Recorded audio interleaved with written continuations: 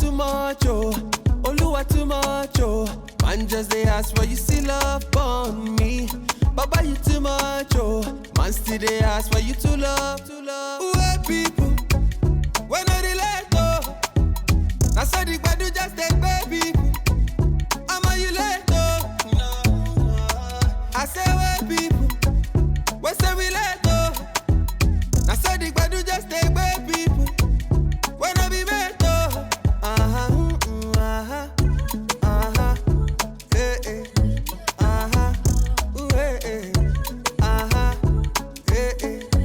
I got to love for me.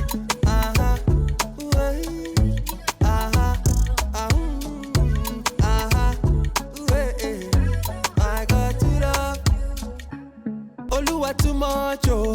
Oluwa too much, oh. They said it's a man's job, but she picked up the tools in a field dominated by men.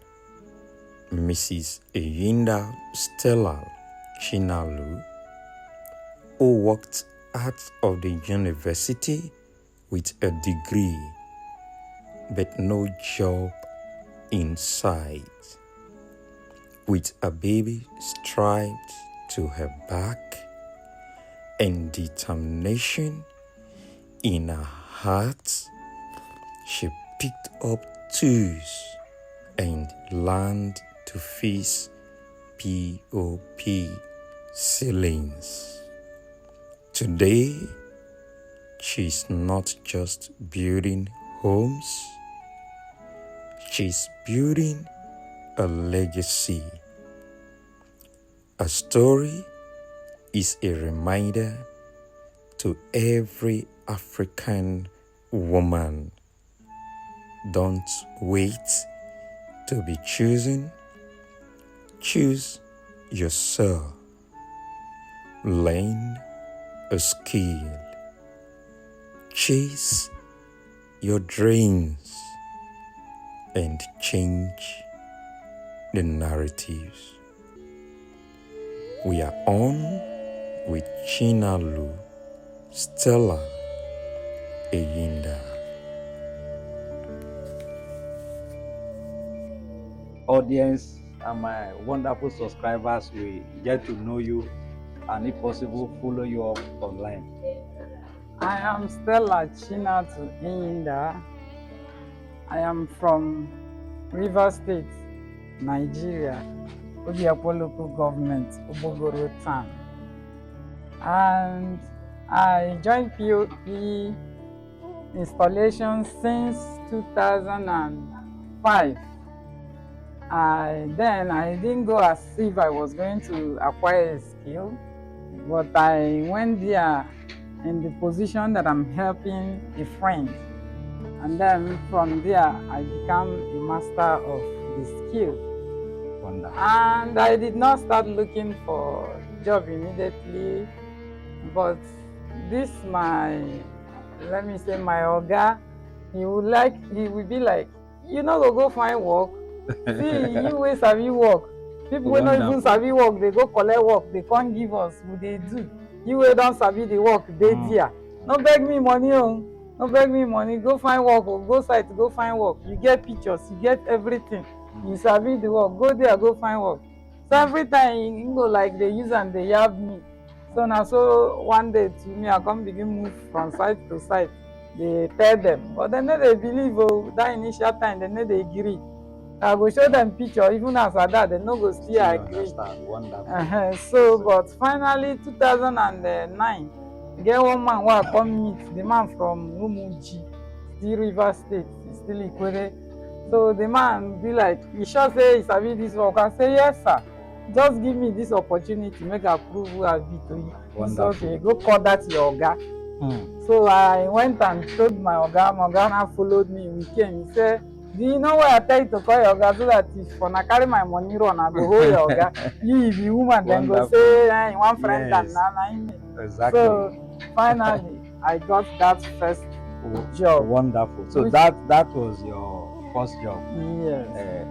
Can you just tell us a little process of how you do this job. I saw when they brought the cement. It's not just the cement, and I saw you molding something, carrying it. Can you just tell my audience a little brief process of how it's being done? Before you start molding POP, you must have set every needed items. Good. Let's say you want to mold the plain ceiling. Now you set your molding board, set your batten the way it's supposed to be, and then you touch the surface of the mold with chemical, which is a combination of soap and groundnut oil. Wonderful. I saw something like in the form of like a Coca-Cola kind of rubber. So I saw when you were pouring yes, it and it's all that. mixed inside. It's a fermented one. Okay. And then you touch it. That is for easily removal, so it can remove easily from when the it dries. when it's dry. Yes. Okay. So after that, now you take your measurement of water based on the size of the mold. And when you pour the water on a bowl, you now add your cement. Add your cement according to the size of the water. Yeah. And then you allow it for like 2 minutes to dissolve very well. And you then turn, make sure you fine-tune everything. Then you turn it on the mold. As you turn it on the mold, you can soak another cement in the same quantity of water. And then you spread the one we call felax. Here in Nigeria, we say sponge. Sponge. Sorry to come in. Is it that thing that looks like sponge? Yes. I saw you were using your hand to remove it. Okay. So you spread it. It's called what? In French, it's called felax. Felax. Yes, while in English we say sponge. Okay, we call it sponge. Okay. The role of that one is to make it strong, so that even if it breaks, it will not fall apart. Okay. So when you apply that one on top of it, you mix the next one and turn it. Okay. So that everything will be one. Then you make sure you touch everything, arrange it very well, so that it will be very neat. And then you clean up and you leave it. Okay. In the next 5 to 10 minutes, it's already set. You pull off that one. You now pull it gently. Yes. Okay, that is good. You can see it's challenging other women also to do likewise and pick up some of these skills. But another thing that I will still want to get to know you. Did you go to school? Can you tell us a little about your background? You know, some persons they want to know. You can tell us a little about your background. Yes. Then I was in secondary school. Okay. That 2005, when I started learning the job, I was still in my SS3. And then after my secondary school, I wanted to join force. Wonderful. The military, is it soldier? Yes, or I applied for Navy, I applied for Air Force, but none worked for me because probably I didn't have the connection. So I didn't give up. An uncle advised me to go to school first, that Wonderful. If I go to school, I can then apply. So I said, okay, if so.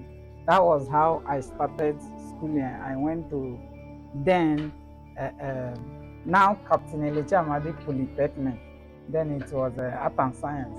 Okay. So that was where I did my ending. And after that place, I took direct entry at now OSU, River State University. Wonderful. Yes, wonderful. Where I studied mass communication. So you didn't even study related science course or architect, is it architect they call it, technology and all that? That is wonderful to know. What are the likely fear? You have told us, first of all, when you started, that even the person that gave you job he was scared that you might run away with his money, of which you did not run with his money at the end of the whole contract you had with the person. Can you tell us one or two experiences you had that brought a lot of fear? And when did you begin to have that freedom and confidence in you that without anybody going, because as at the last time you came to work, you came with some of your workers that work, some you have trained them and they have gone. So just tell us briefly, what was your fear and when did you get that freedom to go and start getting contracts for yourself? Okay, it's still this believability issue. I was afraid that they would not believe me. Because you are a woman. Yes. Yeah. And then Wonderful. yes, and it really happened before I got that first job. I know how many people I approached, how many houses, uncompleted building I went to ask them for one and they refused. It was just that fear of believability. For them to believe you. Yes. Nice one. The beginning is always rough. I don't know if I'm right, but there will be a Yes. particular time you know that no, I've gotten this thing right. No, I had my breakthrough. Can you tell us what year was that? Was it after 2-3 years into your journey, or it was the first year or the second year you left your master? Can you please tell us? Okay, like I said, 2009, I got my first job, and then after that one, I now started getting, in fact, people around my area started believing me. They now recommend me themselves. And then, as I was doing little by little, because the place then was not that much developed, it was still undeveloping. And then, at about 2012, that was when I won the highest job of 1.3 million naira. Wow, and that was when our Nigeria currency was still having a lot of value. Sure, you said 2009, right? 2012. Can you tell us how many years are you into, for how long are you into this job? Okay, like I said, 2005 was the first time I put my hand inside the POP stuff. And then I was following Moga, going to site, helping him. Sometimes if I used to make guy, he would like, come now. Now man, that they say, where you? I would be like, the money I beg you, give me, and then they come and beg. Wonderful. So we were just doing till that 2009 when I now stopped following him. I already know the job, but I didn't have it in mind to use it for a living. I never knew I would be using it today to eat gari and soup. Wow. So it was until he started yabbing me. Yes. So from that 2005 till date. Wonderful. So it's about 20 years. Wonderful. Like, how many persons have you trained? How many have left you? How many are still with you? Okay, it's just that the youth of nowadays, I don't know, some of them, they will just come, they will learn, they will stop on the line, they will run away, they will say they've learned, and before you know, you see them too, they'll start gaining or winning jobs. So, but the ones that I can give account that completed with me are 3 boys. 3 boys. So you have not succeeded in training any woman? The women left halfway. So none of them want to take your footsteps. That is wonderful. All right, the last time I came visiting when you were working, I saw you with a baby. How were you able to cope? Sometimes the baby will start crying. You have to hold the baby. At the same time, you are trying to meet up. Tell us some of the challenges being a mother and at the same time you are doing this kind of a job. That one is indeed tough, but strength of a woman is the strength of a woman. So exactly. We cannot, like, you cannot minus it. You will still cope with it. Now I have a stepdaughter who helped me sometimes, but because she now is learning a skill and I cannot use my own to spoil her own, so I carry my baby along. And each time I get a site where there are other children, I drop them and then I watch and I do my job. And then if there is none too, I can use my phone to keep him busy by playing him some cartoons and alphabetical rhymes. So that is how. What advice do you have for other young women that want to go into this profession? May not be exactly this profession, maybe in entrepreneurship, because this channel is all about entrepreneurship, encouraging young women, young people to take the path of entrepreneurship. So what is your advice for young women that want to go into entrepreneurship, especially those that want to come into your field? Okay, I will say they should take a bold step. They should start somewhere. Choose a skill, love that skill, and learn it. And learn it with all diligence. Because sometimes, most of us, people persuade us to go into something and then on the long run, they just drop. So they should believe in themselves, believe in their vision, and then They shouldn't wait for anybody approval or to push them before they will do it. They should just do it willingly. When you love a skill when you love a skill that you're doing, you will see that as you're doing it, you'll be doing it with joy. With joy. Not exactly. with tears or grudges or murmuring. Because I told somebody, I say, the first day I followed this Monga to the site, it started raining. And I was like, wow, I love this kind of job where I will be inside. I like, in fact, I would recommend my younger brother to come and learn this skill, which I also did. Today, he's even doing better. Good. I believe other women can take a leap from what you have said. They should encourage other people to go into entrepreneurship. Like this video, drop a comment, share it. You understand? Tell other women, encourage other women. What is your last word for my audience? They should just, everybody should be focused on whatever thing you do. Do it well. And when people know you for what you do, they will always find you. Wonderful. Exactly. So, good day. Have a nice day.